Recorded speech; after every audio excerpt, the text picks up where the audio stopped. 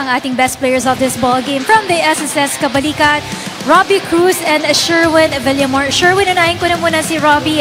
Of course, congratulations on your win here. Wala pa kayong talo dun sa record nyo. Kamusta ang holiday break ng kupunan ng SSS? How were you able to maintain your healthy shape? In good shape ang kupunan ng SSS during the holiday break? I know there's so much, a lot of temptation also nung holiday break. So, paano nyo na-maintain yung inyong good shape?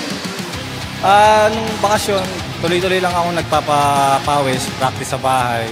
Pagka may practice kami sa team, umattend naman ako, wala akong absent. Minsan ma-absent kasi yung wife ko ng anak. So, may time na hindi ako nakakapunta. Kaya yun.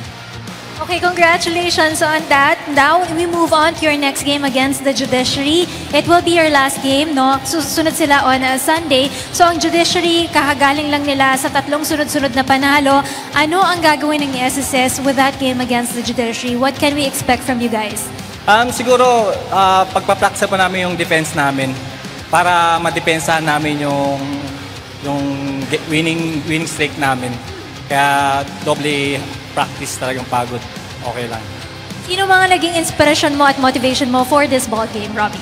Binabati ko yung wife ko, saka yung baby ko, kay Mabi, kay Grace, kay Mama Demi, kay Nanay Oleng, kay Tata Hiner, pagaling ka, sa kapatid ko nasa Saudi, mga pinsan ko, lalo na sa mga boss ng SSS, kay Boss Ernie, kay Ma'am Elby Rizare, at saka kila Kuya Pao, binabati ko yung mga pinsan ko sa Bulacan.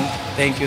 Maraming salamat sa iyo, Robbie Cruz. Now we move on to our next best player, si Sherwin Villamor. Congratulations sa iyo. Sherwin, kayo ba at the start of this tournament talagang in-expect nyo na magiging nasa number 1 kayo ng team standings natin? Wala talaga mga katalong kupunan sa inyo? Opo, siyempre pinaghahandaan po namin kasi itong laban na to.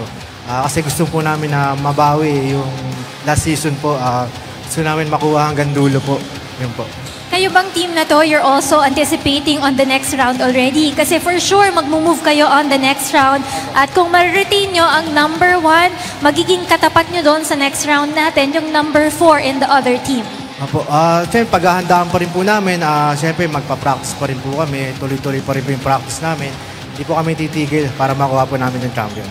Sino mga gusto mong pasalamatan at batiin para sa larong ito, Sherwin?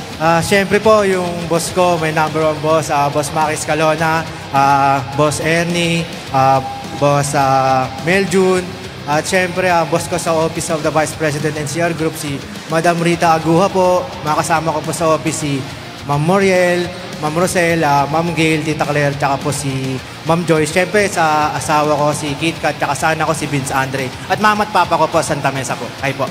Maraming salamat sa iyo, Sherwin Villamor. And of course, Robbie Cruz earlier, ang ating 2 best players of this ball game.